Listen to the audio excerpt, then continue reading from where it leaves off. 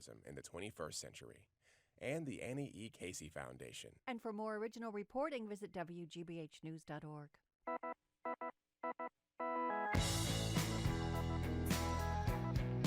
Welcome back to Boston Public Radio. We're broadcasting live from our GBH studio at the Boston Public Library. I'm Jim Browdy. Margery again is the day off. She'll be back Monday. Shirley Leung, business columnist for the Boston Globe, is sitting in. Hello again, Shirley. Hi.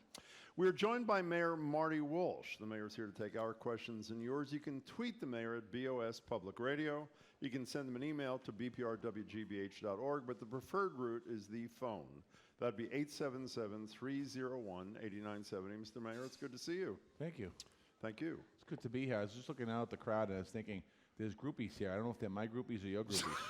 There's some of the same people come every single month, so thank you. Could you raise your hand if you're a mayoral groupie, please? Oh, nobody. Come on. Come on, don't be shy. Let's go. Get those hands up. Good to see you, Come on, John Mr. Bush. Mayor. Did you get that hand up, Representative? You're not that big in Brookline, let me tell you. You never Just know. not. You never know. If we get this North-South link thing, might be Right. a star. Mayor Walsh, Sheriff Tompkins wrote a very powerful op-ed in the Globe this week about the crisis in the Newmarket Square neighborhood, or what others have dubbed Methadone Mile, and he really called on the city and state and federal governments to really, some sort of intervention here that needed to happen. And what more should officials be doing? I mean, first and foremost, the city has made a lot of investment in that area. This is an epidemic, a national epidemic. We're talking about drug addiction that has run rampant through the country. In the Rust Belt, if you read stories, what happened, the loss of life that we lose every year in this country, but the loss of life in the Rust Belt has been tremendous. We are out there. When I took over as mayor in 2014, I created what's called the Office of Recovery Services to really go out and deal with addiction on the streets, but also create pathways into recovery for families that want to do it. I had a meeting yesterday with some of the counselors that go out in the street and do this work. It's a very difficult situation. In this particular area of the city of Boston, in Melina and Mass Ave, there's a lot of recovery programs, and there's a lot of good work happening. And for as long as I remember, this area always had people that were sick and suffering in that area, homelessness. This is not a new issue. When I was a kid, people used to hang around Boston Medical Center, and you have health care for the homeless there. We have A-Hope there. We have a shelter there for men, a shelter there for women. We have the Suffolk County House of Correction across the street. We have a whole bunch of other programs. BMC has tons of programs. BMC is the biggest provider of free care in the Commonwealth of Massachusetts. A lot of the people that have no place to go for treatment, that might have an addiction or homeless, they use BMC as their primary care. There's a lot there, and I think that the incident that happened a couple weeks ago with the correction officer being beat up is a horrible incident, and I know that the district attorney was very vocal about that, along with the police commissioner. We don't want to see violence out in the street. We're also seeing now introduced into the area methamphetamines, crystal meth, which is a different type of high. Heroin is it kind of nods people off. You add fentanyl to that, you start to see people come up, and now you have crystal meth. People coming up, meaning they're more aggressive. And there's a couple ways of treating this. And, we went in there, the police did an action in there a couple weeks ago, some people criticizing it. We arrested folks that were drug dealing. We arrested folks that had outstanding warrants. We arrested folks who were committing assault and battery. This has to be an all-inclusive issue how to fix.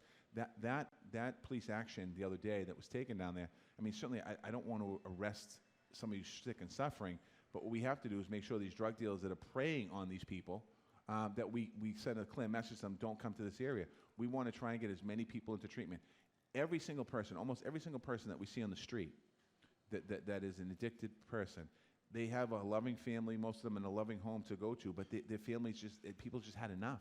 And anybody that's struggling with addiction, and a lot of people listening know that we have a lot more folks now in our families that are struggling with heroin or alcoholism or what have you, and it's really complicated. And we're kind of the last stop on the train, if you will, what's happening when they hit the street, and we have to do everything we can to try and help them.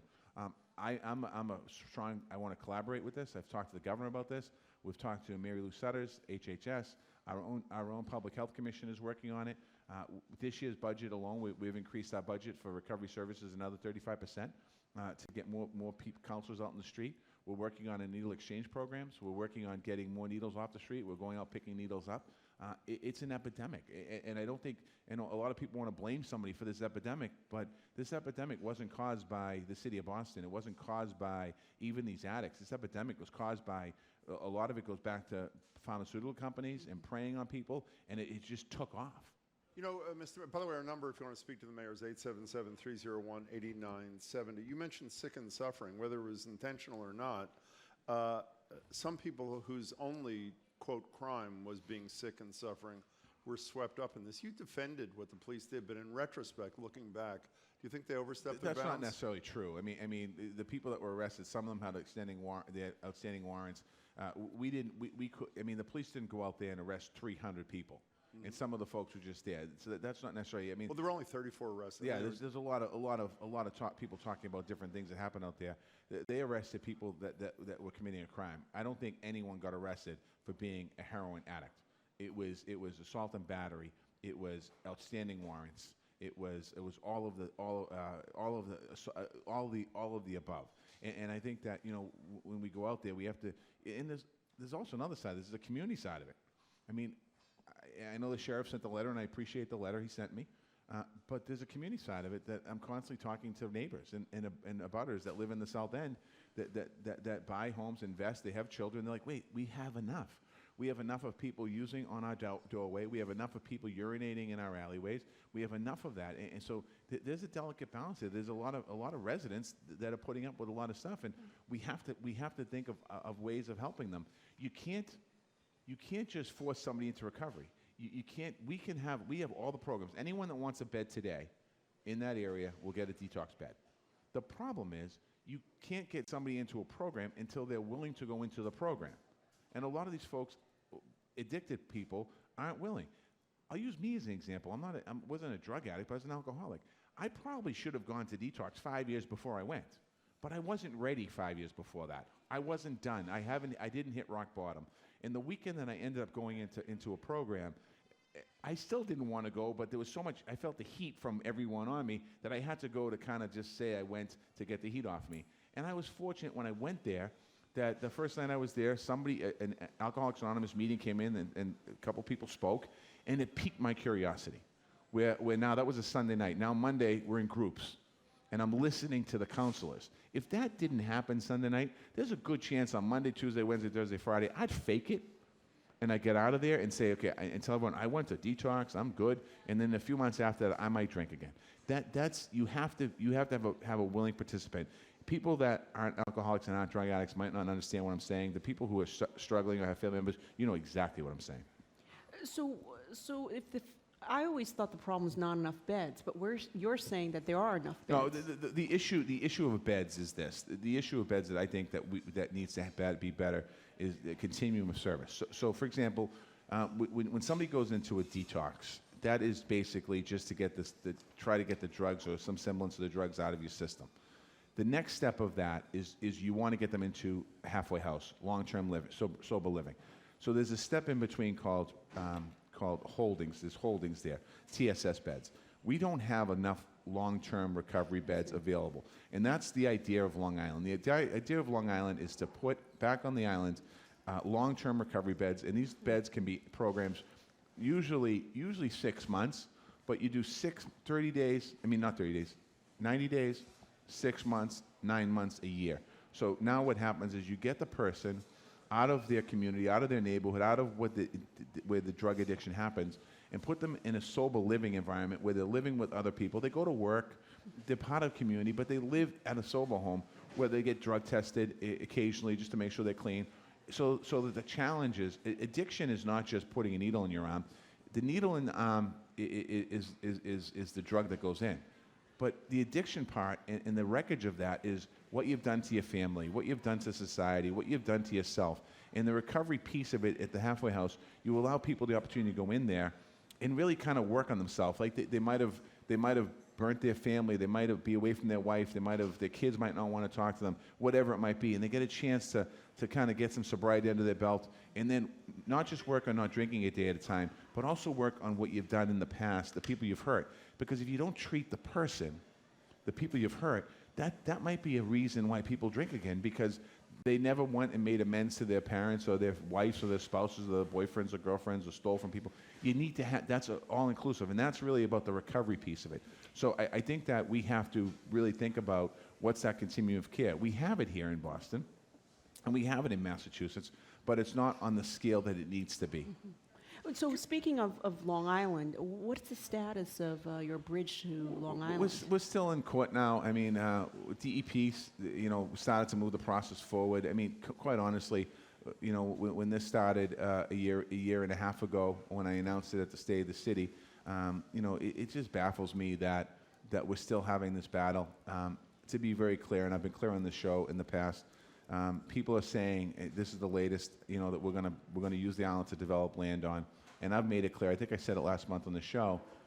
I am willing to sit with the city of Quincy and say to Quincy that all I want to put on the island is what's there now, which is recovery program, which is Camp Harborview, but also recovery programs only. I'd be willing to sign a document that if anything ever got built on the island, everything's prohibited from being built on the island that's not recovery related, that we would need a vote from the Quincy City Council and the Mayor of Quincy sign off, a vote from the Boston City Council and the Boston Mayor sign off, so that we could never build anything on the island. So that takes care of any potential development on the island that would ever happen, because the city of Quincy would have to approve it, the city of Boston would have to approve it. I threw that out there. Have you heard from the Mayor of Quincy? No, I haven't heard from the city. Our offices are really dealing with each other. But I think it's time now, if you go around, I know people like to point to Melnina and Mass Ave, but wherever you live in any city and town in Massachusetts, you're going to see a young person struggling. You're going to see people struggling with addiction. We need to make sure we have programs.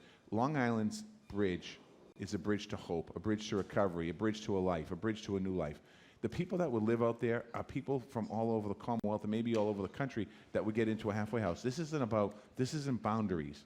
The people down Melnina and Mass, 50%, probably more than that, I'm throwing a lowball number, 50% don't live in Boston. Well, I guess I could say, I want to take the people that don't live in Boston, put them on a bus, take them back to their city and town, and drop them off at Town Hall. That's not who we should be as a society. What we should be doing is how do we work collectively together to try and get people the help they need. Mr. Mayor, just one more topic before we get to the calls, because I don't want people to wait longer. Obviously, two of your high-ranking employees were convicted of conspiracy to extort organizers of a music festival, Boston Calling, Ken Brissett and Tim Sullivan. You put out a statement saying, "I'm surprised and disappointed." A little later you say, "I've always believed that their hearts were in the right place." Did the jury make the right decision in this case? I mean, I'm not going to get into that right now. I mean, there's still some procedural issues going on. Just the whole situation is heartbreaking for me, and it's I know Ken and Tim very well, and all I can do moving forward is making sure that our office is doing everything that we can do to represent the people of the city of Boston, and that's what we're focused on right now. There is still some briefs and things due in the court that's still going on. So before, I know I said we talked off the air last month, Jim, that I would talk more openly about this when the case is finalized, and it's not finalized yet. So I don't want to say anything that jeopardizes anything. Well, this wouldn't jeopardize anything. You said on this show a year or so ago that as soon as the trial was over, you'd tell us whether or not you had appeared before a grand jury. Did you appear before a grand jury? Again, the trial isn't over yet, and as I just said a statement a minute ago, I'm going to wait till everything's finalized. Lydia Edwards, city councilor on my television show the other night, said that this decision, she thinks it's horrible, and that's not her word, but I think it's a fair characterization, will have a chilling effect on the ability of city officials to press corporations with city contracts for favorable terms. She was unequivocal in her criticism of the verdict. Do you agree with what she had to say? Lydia called me the day she put that statement out. She was very upset about advocacy. Her main focus when she talked to me was about advocating for more affordable housing and all the things that she advocates for. I think there's some gray area here. I had a meeting last week with my cabinet, to talk about exactly what Lydia was talking about, and our job as advocates to advocate on behalf of the people of the city of Boston. I had a meeting with my department heads this week to talk about the same thing, because there's a lot of questions that are up in the air. We spend a lot of time, any project that goes on in the city of Boston, there's always a component to How does it benefit the community? How does the community benefit from that? Whether it's affordable housing, how do we create more opportunities for affordable housing? Listen, we've housed 1,900 homeless people in Boston in the last 5 years. Some of those folks that have been housed in developments that were approved by the city of Boston that were able to negotiate some additional units of housing for homeless people. That's our job. That's my job. That's Lydia's job. That's all our job. And I think the councilor is concerned about where the line is. And I think that, again, I got elected by the people of Boston to represent the people of Boston. I got elected to advocate on behalf of all the people that I represent. And a lot of the people that need the biggest help from me are people that have some disadvantages in their life. Have you talked to them since their conviction? Yes. And what were those conversations like? They're private. Last thing from me, there was a story in the Herald saying that you might end up being a target of this U.S. attorney. Do you worry about that? I'm the mayor of Boston. I'm going to continue to work and do what I do every single day. So you're not worried about it? I'm not worried about that. Let's get to the calls again. Mr. Mayor, you can pick them, 877-301-8970. Brian in the back bay. Hello, Brian. Good afternoon. Mr. Mayor, given the revelations in the Boston Calling trial, why did you just resign? Why should I resign, Brian? Well, you have literally the most scandal-plagued administration in Boston history. I've lived here 57 years, sir. Thanks, Brian. I appreciate your observation. Thank you for that. Brian, thanks for the call. Where do you want to go next, Mr. Mayor? Linda in Quincy. Hi, Linda. Hi, Mayor Walsh. How you doing? Good. How are you? Fine, thanks. I do agree with you about that bridge in Quincy. I've been living in Quincy for many years. I grew up in Milton. What year was that bridge built? Do you know? I think it was probably about 60 years ago. At least the bridge that was currently there, I think was there for over 52 years before we had to close it. Now, the mayor here and a lot of people in Quincy are saying, oh, we can't have that bridge because it's going to cause traffic. What traffic? Nobody ever went down there. I know all about it. It's BS, really. The Mayor Koch here in Quincy is ridiculous. He said you can have a ferry go out there. Really? What if there was a fire? What if you needed an ambulance? They're going to go on a ferry? I mean, it's absurd, his logic. Yes, I think you should just start building the bridge and let it spread out in the port. Just start redoing it. It's BS. Okay, don't put up with this. Maybe I will, Linda, but the previous caller, Brian, might not like the fact that I'm building a bridge. Linda, is there a question in there, or are you just calling to give the mayor advice? Another question. You didn't have a question yet.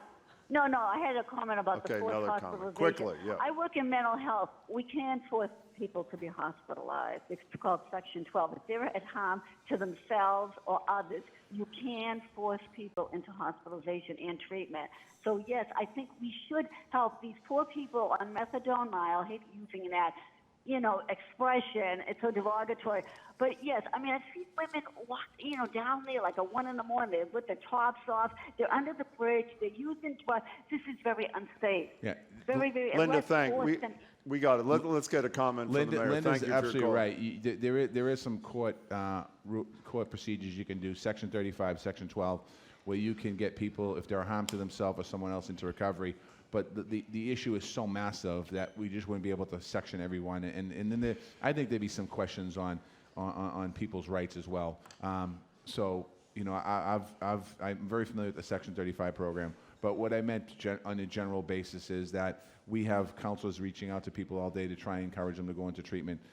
And they take us up on the offer a lot, but a lot of times people won't until they're ready. So are you thinking just some nights starting to build the bridge now? Or We what could. We're going to lay down some steel out there. She's from Quincy, too. And maybe I might have Linda help me. Mr. Mayor, it's just every once in a while I have a position where I see the finish line of the marathon from where I'm standing. What's the status of these markers, so to speak? We're almost done. The last couple things now is we're going to be putting some stone in there. I was just informed that I think a stone in memory of Sean Collier and Dennis Simmons is being laid today. And then sometime next week there'll be a stone laid for Martin, Lindsay, and Crystal. They had the lights on the other night. The families have been, very involved in this process. The architect Pablo Escobar has done an amazing job. Things have been great here. Doing this memorial, if you will. when I say great in the sense of families just coming together, I just can't imagine what the families are going through and when they think about this. This has been all led by the families. I was asked questions, are we late to putting it in? Wasn't there a deadline? There's no deadline here. This is about a memory, a memorial in the memory of 5 people that lost their life during the marathon and the days after and the year after.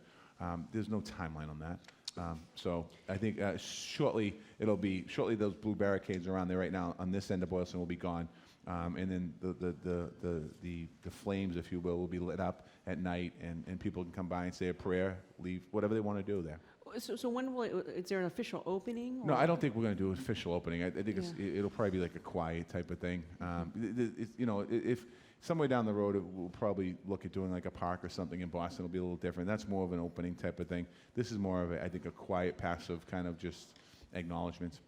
Could we go back to the phones, Mr. Mayor? All right, 877-301-8970. Speak directly to the mayor. Let's go to Sheila in Southie. Hello, Sheila. Hi. Thank you so much, Mr. Mayor, for taking my call. You're welcome. I have a question. On East Broadway, we have a barroom, and it's called the Broadway, and it has seating for 400 people. Yep.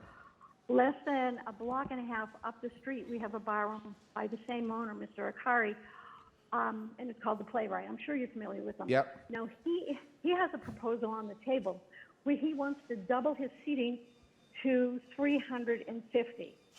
So within a block and a half, we will have 750 barroom seats. Now, this is sort of, a recovering community. This is less than a block and a half away. We went in front of the ZBA this week, and through the hard work of Councilor Flynn, their lawyer just agreed to defer this until September 17th or 18th, I believe. However, I get the impression, as well as everyone else, that Mr. Akari is very confident about pushing this through. He's also building on the top of his building apartments and office space. Sheila, is there a question? My concern is adding the seating is phenomenal. It's just phenomenal. Yeah, let me. Actually, I wasn't aware of it, Sheila. I'm aware of obviously the bars, and I know that one of them was built out for a while or shut down. Let me check into it. I would suggest you give. If you stay on the line, Sheila, I'll get your number, and I'll have the South Boston liaison Haley call you back. But I'll also look into it myself. So if you just want to stay on the line, they'll take your number here, and I'll give you a buzz back. Or my office will give you a buzz back later today or Monday. Sheila, don't go away. One of our producers will take your number. A minute ago you mentioned Martin Richard, and every person with whom I've spoken has raved about Martin's park that obviously opened recently. Yeah. You gave the former vice president a tour, I believe. Did you not, Joe Biden? Yeah, I was over there today, actually. Oh, really? With one of the media outlets. They're doing a story on climate resiliency. And I know we'll come back to Biden. And we talked about the park is a fully inclusive park for kids of any ability, but it also it serves as a buffer from sea level rise. So they were doing a story about what could sea level rise and what could our resilient Boston Harbor plan look like as far as connecting people back to the water. So there's a lot of good stuff there. It's beautiful. Are you worried about? I know you haven't endorsed. I ask you this every month. Yeah, you have warm feelings about the vice president, but you've said you haven't endorsed anybody. You haven't made a decision.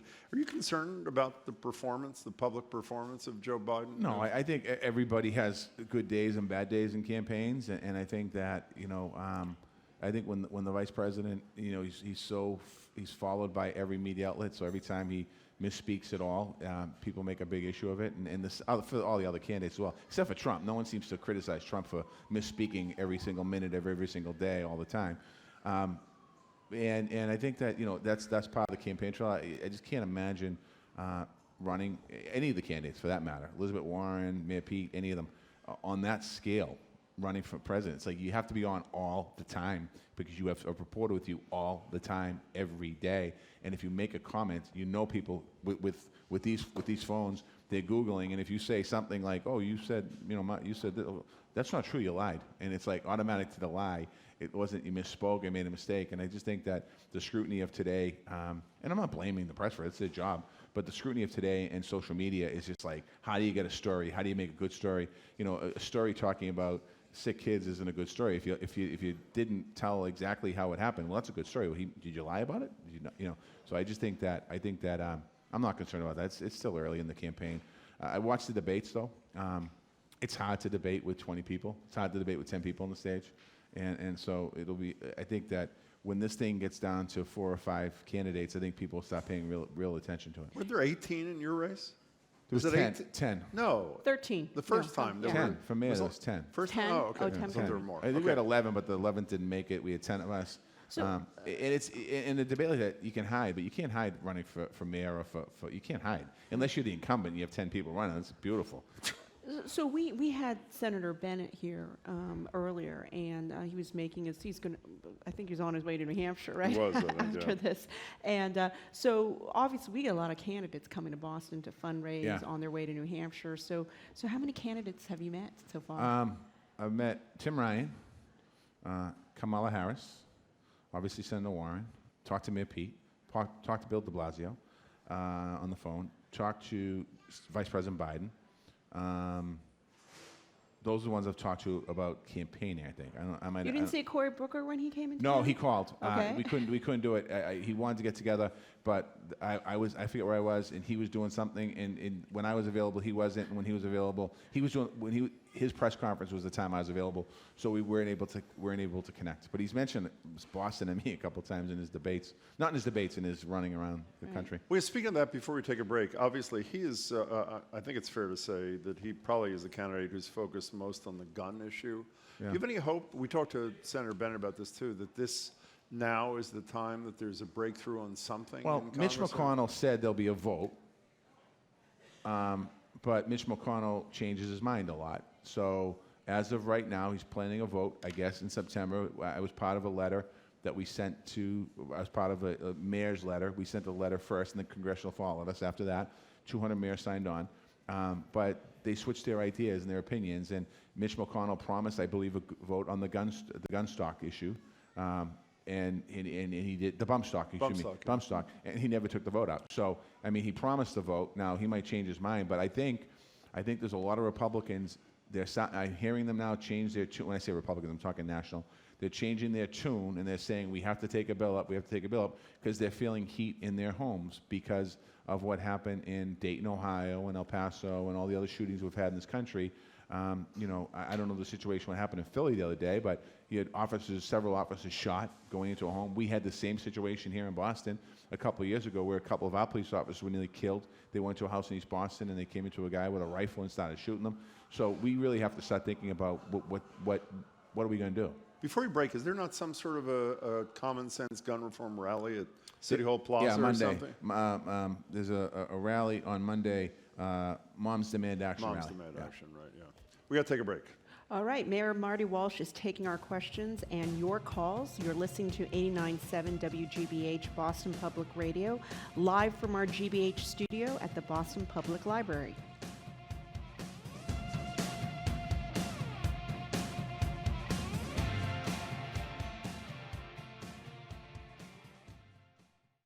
College is the great equalizer, right? Well, maybe not. We're spending way too much on this. And again, we go and we look and we see that if one more person goes to college, they have a better career, and say that shows that it works. But I say that doesn't show that it works. You need to show that if you send a whole generation to college, the whole generation does better. I'm Kara Miller, rethinking higher education. Next time on Innovation Hub. Saturday at noon on WGBH Radio. Support for our programs comes from you and Brigham Health Orthopedic and Arthritis Center, committed to advancing orthopedic care with robotic surgery, custom 3D printed knee implants, same-day joint replacement, and more. orthopedics.brighamandwomens.org. And Cohen Media Group, presenting the new comedy Tel Aviv on Fire. A Palestinian screenwriter and an Israeli soldier secretly write a popular soap opera together. Now playing at the landmark Kendall Square and the West Newton Cinema.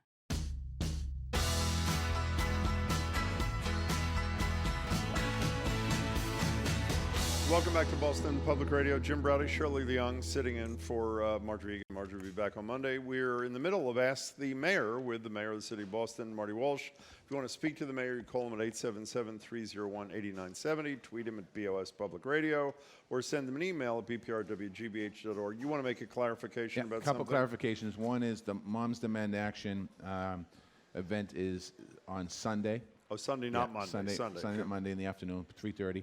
And then the bridge was built, construction started in 1950, and it was built in a year in 1951. Built in a year. That's impressive. This is the information I have. Now, if that's true, technology's gotten worse. That text, by the way, was from Linda from Quincy. Who sent you that text. You know, when we were talking, we had Governor Dukakis on earlier, and he was complaining that the new Orange Line trains took 5 years. And he's like, I think it only took us 2 years to build the trains back in my day. Yeah, the issue, and again, the only I know this because I've talked to the governor about it, the issue for it is we have fewer and fewer companies doing these trains, building them, and they used to manufacture them here in the United States of America, and it's amazing. Like, it's a business. Like, if you're an entrepreneur, if you're a venture capitalist and you want to think of a company to start, invest in a company in Boston, Massachusetts that builds trains, because it is unbelievable that it takes that long to get them here, because you have to put the order in. I think the order Orange Line trains, if I'm not mistaken, Patrick put them in. Yes, I think it's started. And the governor Baker's put order in for next one. The next governor's going to benefit from it. It shouldn't take that long to build these trains. But I did tell Governor Dukakis they had to build the factory first in Springfield, and that's where the red and orange lines. But it is if you're thinking of an idea to invest in a company, what a great way to do it. Employing people, mechanic jobs, manufacturing jobs, assembly line jobs. I mean, if we're buying these things from other countries, why can't we do it here? LA has a brand new system coming online. Washington has to upgrade their system. New York has to upgrade their system. When you think about all the systems in the country that need to be upgraded, I know the MBTA in Boston gets a lot of criticism for their process, but you go to Washington, they really haven't upgraded their system since they built it 25 years ago. New York needs to be upgraded. I mean, I don't understand how they don't make money on it. We started the hour talking about Newmarket Square, and I wanted to continue that conversation about addiction. Your counterpart, Mayor Curtatone in Somerville, this week says he wants Somerville to open a safe injection center in 2020. Had you heard of this before? That he wanted to do this? When I read it in the paper the other day that the mayor had made that announcement, I think that the issue with safe consumption sites is, and I went to Canada, and I've been on the radio here. I had a complete reversal of my position on it. When I heard about them first, I was dead against it, and I had a chance to go visit, and I'm for them, and I support them. The problem is that there's so many obstacles that have to happen. Just the funding mechanism. Use the funding for a minute. Who pays for it? Insurance companies don't cover it. In Canada, it's the province that pays for it, and the federal government that pays for these facilities. Some of them are in health centers, some of them are in public buildings. So how are you going to pay for them, number one? Number two, it's against federal law right now. It's federally prohibited. As is marijuana, and we legalize marijuana in Massachusetts, and the federal government's opposed to marijuana, but it's two different issues. Yeah. And it's complicated. And what's the liability going to take? So I think it's going to take a lot of conversations, some serious conversations. I know two senators, I think, filed legislation. Rep. Roy and Senator Freeman filed legislation to deal with this. I think that's an appropriate place to have a conversation and have these. We got to have dialogue. We're bringing in a completely different idea. And why do I support them? Is it the answer to addiction? No.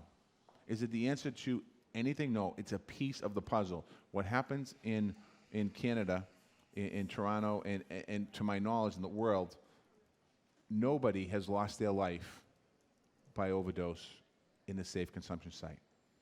What you're doing is you're keeping people alive so that hopefully they get into treatment somewhere down the road. That's what's happened.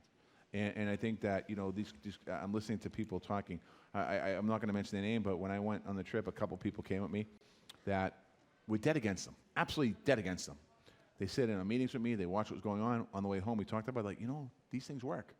And I tell people, just go up, tour the facility, and see what the result is. And again, it's about saving lives. And it's not the answer to everything. If we opened a safe consumption site tomorrow in the South End, I'm not doing it, South End, don't get worried, but if we open tomorrow, the problem's not going away. What's happening is people aren't dying. The problem's not going away. People aren't dying, though, and that's the key. So when I read that story about Curtatone, first, I looked at it through a political lens. I was thinking, doesn't this take some pressure off Boston to open a safe injection site? No. I mean, No, you would think that you would need many of these sites. I personally think if we want to do something right now, today, we have to look at the needle exchange program that we have in the Commonwealth, and we have to spread it across the Commonwealth, including across the city, number one. Number two, we have to look at do we have counselors in there that's doing outreach work to people that are taking needles and bringing them back. We have to look at that system first. In Boston, we have a mobile needle exchange program. We have one in the South End. We should be having these programs throughout different areas. We should be looking at the systems of delivery service that we're bringing, not just in Boston, but throughout the Commonwealth of Massachusetts. I think those are things that we have to really figure out. And we need to be on the same page. I'll give you an example, homelessness. Boston's homeless population is anyone who's homeless can go into our facility. We have shelters in the Commonwealth that don't allow sex offenders in them. Now, nobody wants a sex offender in their neighborhood. I get that. I appreciate that. When they're homeless, where do they go? We have towns that require IDs to go into a homeless shelter. Like if you don't have you're out of a home, you might not have an ID. They end up on the streets of our city. And again, we need to spread around the compassion and care for people in other cities and towns around not just Boston, Massachusetts, around the country. Let's go back to the calls, Mr. Mayor. Let's go to Patrick in Ashland. Hey, Patrick. Hey, Mayor. Thanks for having me on. My question's about higher ed. So I recently saw that higher ed jobs make up 6.5% of employment in the city. And I'm particularly wondering about smaller higher ed institutions, as we're seeing schools like Wheelock close. I'm wondering what you see as the role of smaller higher ed institutions in supporting employment in the city and also giving opportunities to Boston high school students. I mean, smaller higher ed is important too. I mean, we have 26 colleges and universities in Boston. A lot of them are struggling. A lot of them are a year away from potentially not being around. These mergers with larger institutions, I think that these smaller universities and colleges have a niche that services a lot of young people. And I think at some point government's going to have to take a look at this. I know there's been a lot of talk on the national level as far as loan forgiveness and free college and things like that. But I think that we have to start taking a real look at these institutions because we're losing them and they serve a purpose. And I think that, I don't know if this answers your question, but I know in the city we meet an awful lot with our university and colleges, and people talk about pilot and endowments and things like that. And some of the larger institutions have deeper pockets, obviously, but the smaller ones don't have the money, and they're literally running budget to budget, year to year, if they will, or I don't know if they're running month to month. Some of them probably are. I think we have to take a look at higher education as a whole and say, how do we make sure it's sustainable? Because if we don't, what's going to happen is the people that have the means are going to be able to go to college in the bigger institutions, and the people that don't have the means won't be able to go to college. And that's not a system we should have here. Patrick, thanks for your call. Mr. Mayor, next. The Facebook stuff. Do you want me to take a Facebook? Yeah. Oh, sure. Yeah. You have to read the question. Jake, when will incentives for tech and biotech companies end? Seem like they're doing fine while making everything expensive for the rest of us. To my knowledge, we really don't have any programs right now in Boston for tech and biotech companies, at least since I've been the mayor, that existed, that I can remember. Incentives. GE was an incentive, but we ended up getting it back because we never used it because they never hit the goal they were supposed to hit. Did Amazon get one coming into the seaport? No, I don't believe so. But there were some, maybe those predated you, some of the other some of the ones. Vertec had one before me. And did Mass Mutual get a tax break coming in? No, there was some. Oh, maybe it was from the state, maybe not from the city. So, but Jake, if you have a more defined question, please send it in while I'm here. Next. From Twitter, Adam wants to know, Adam, I'm not saying your last name, I think it's Castiglione, that's why I said it, about Very the status Twitter user. of the Northern Ave Bridge. We're in the process right now of working on 25% design. That project, hopefully, I would love to see a shovel in the ground in the next year and a half, but we're in the design phase. We're still working with the community on that. Some people want a pedestrian-only bridge, some people want cars, and some people want limited, like shuttle buses. So we're in the process still of going through that, but that bridge is on the docket to be reconstructed. We have to reconstruct it. The Moakley Bridge, which is next door, is fairly new, but there's a lifespan that we have to start doing some work on that. So we are going to be doing work. Northern Ave will be rebuilt. I don't have a direct date for you yet, Adam, but maybe next time I'm on, or Shirley can write a column about it. I was very upset. I did write a column about that after GE. Remember, the state got a bunch of some proceeds from the GE property sale, and I said they should put that into yes, you the did. Northern Avenue You Bridge, were but absolutely I right. think they've already spent the money They on did. something You were else. right. You were absolutely right, Shirley. Speaking of you and I were talking before, I was unaware, and correct me if I'm wrong, Shirley, you mentioned that in the governor's transportation plan, there's a local option on congestion pricing. Is that what you told me before? Oh, yeah. Well, And you... Not a local option. What is there? It's up to the locality to institute this potential congestion. Yeah, when you think of it, where are you on congestion pricing? I mean, my office, we've looked at different models. Some congestion pricing gets really complicated, meaning that certain parts of the city you go into, you get hit with a congestion price. I don't think we're anywhere near that right now. I think that we're going to, I think that, we would have to set tolls up on, for example, use the Mass Pike as an example. People jump off the Mass Pike in certain areas to avoid the toll to come into Boston. They'll go down to Route 9 and other areas. We really have to think about if we're going to put in congestion pricing and try and catch people by tolling them, basically. We're going to have these. I think they call them gantries. Is it gantries? Gantries. Gantries. Yeah. All over the place. And so I think we'll look at it. We took the governor's study. At some point, we'll probably look at doing our own study. My questions will be: who keeps the money? Where's the money go? All of those things. Can I give you some advice about that study? Yeah. Don't lead it with traffic is bad. Don't make that the first line of the first chapter. I won't say that. Where do you want to go to the calls there, Mr. Mayor? Let's go to Anthony in Boston. Sorry, Anthony, I just saw you pop up here. Hi, Anthony. Hey, how are you? This is my first time calling in. I'm actually an addict in Boston. Mm-hmm. And I guess some kind of suggestion. Why don't we put some kind of incentive to turn these people in? I mean, I go to a drug dealer every day to get high, and I don't want to do it anymore. Why not put some kind of bounty on these people's heads? Yeah, you can't. Unfortunately, Anthony, you probably can't do that, and that would probably put you at risk a little bit in some cases. I think that what we have to do is. And have you ever been in recovery at all? Yeah. Yeah, you can get back in it. By the way, just hit a meeting or something. And if you need help, stay on the line. I'll get your number, and I'll call you myself later on and help you get into a program. But you just have. It's not the program. You guys have lots of programs out there for these addicts, but you go and talk to any one of them, they've never heard of it before. Never heard of a program? Well, not that they've never heard of a program, but the needle exchange, the mobile needle van, I've never heard of that before. It doesn't reach the masses. No, I know. It's most of it's geared around Melnina and Mass, which we need to do. But that's what I said. That's what I was trying to. My point was earlier is you're absolutely right. You're absolutely right. My point is we should have these programs in other places around the city. And that's how the Safe Consumption site started in Canada. They started as needle exchange programs in neighborhoods in the city of Toronto and Montreal. And then over time, they were able to evolve into this Safe Consumption site. We can't just all of a sudden, it's not like we're opening a store on Boylston Street and, here we are, Safe Consumption site. This has been years and years of reaching out to the community and people being familiar with the organization or the program they're going into. So, Anthony, do you want to stick around or no, and leave a number or no? Yeah, sure, I'll stick around. But I just want to know, what is Boston going to do to get these drug dealers off the street?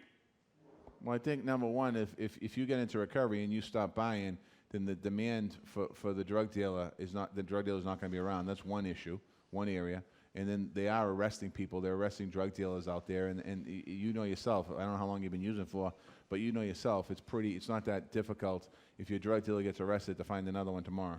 Anthony, stay on line and give a number to the producer, and apparently you're going to hear from the mayor himself. Mr. Mayor, staying in the transportation area, which you and Shirley have been discussing, when you read the stories in the newspaper about what happened at the registry and the total breakdown, which apparently led to the deaths of 7 motorcyclists, 2 of them from Massachusetts and New Hampshire. What's your reaction to what's going on there? I've talked to the governor about it.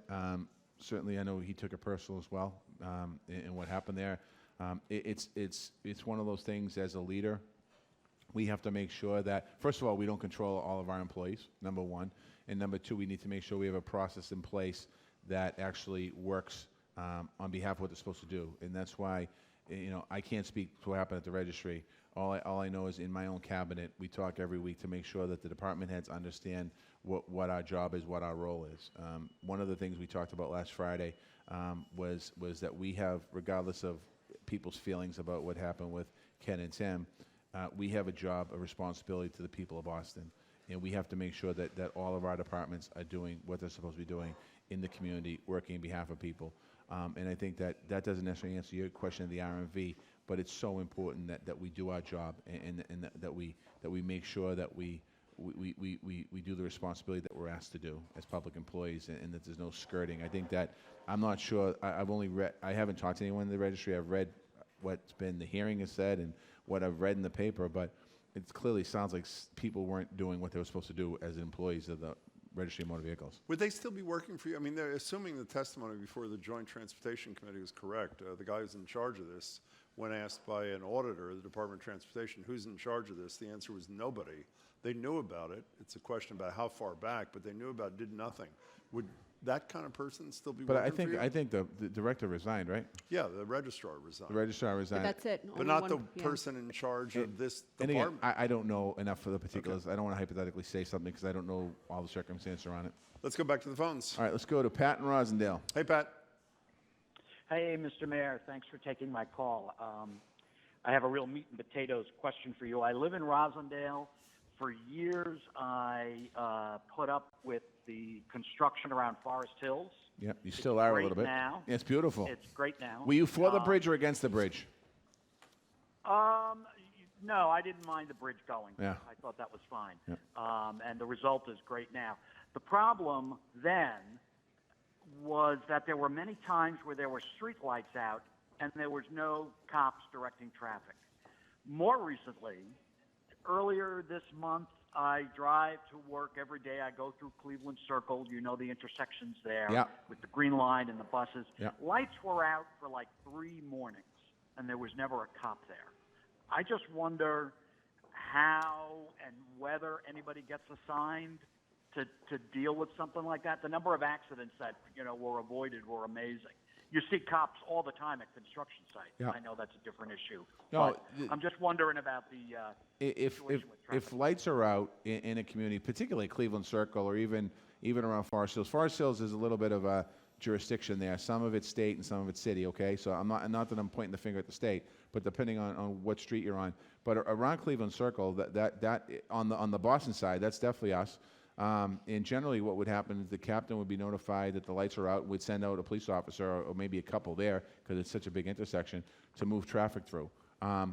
My suggestion to you is if it happens again, I don't know if you have to download the 311 app, but call 311 and explain that, and we will notify the police department that there might be a situation. You don't know if it went out in the morning and no one knew about it, no one caught it, but I would suggest, if you don't mind, because it seems like you've caught it a couple times, just download the 311 app or make a phone call 311, tell the call taker that the lights are out at such and such a location, and what we'll do then is they'll take that and they'll kick it over to the police department, and I'm sure in a situation like Cleveland Circle, you absolutely need a police officer there.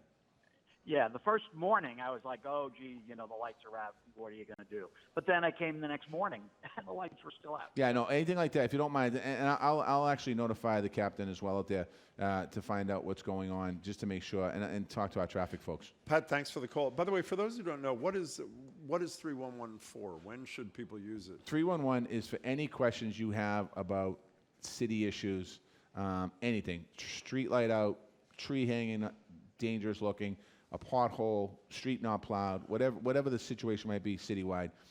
Emergency, we want you to call 911. You also can download the app on your phone, 311 app. More people use the downloaded app. You take a picture of the problem and you send it in, and then when it's complete, they'll send you a picture back of it fixed. And the response, I mean, the success of it has been really high, and the praise of it, if you will, has been really, really high. People really, really like it. Also, while we talked so much about addiction today, if you are listening or you're here in front of me and you have a family member that you don't know what to do with, you can call 311. We'll hook you up with a counselor. Or if you want to get into treatment yourself, you can call 311 and we will hook you up with a counselor to help you get into treatment. We changed that a couple of years ago because so many people didn't know what to do. There's a lot of family members, they have an addict, they don't know what to do with it. Like, we don't know what to do. And they look online, they look at these places in Florida, they spend their whole life savings on sending them to Florida. Call 311 and talk to a counselor before you do that. Can I make it correct? You were asking that caller before, whoever, not the caller, the guy asked Jake. a question on Facebook, and you and Shirley talked about Amazon. Somebody just called in and said Boston Planning and Development voted to give Amazon $5 million in tax breaks in March. Okay, then that's true. I didn't realize that. Okay. That's 2,000 employees that are coming to the city of Boston, and they're building a brand new building.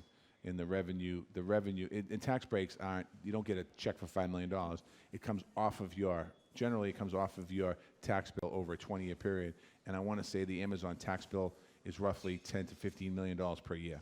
So minus $5 million over a 20-year period. So I'm just trying to do the math. It's like almost $300 million of revenue minus 5.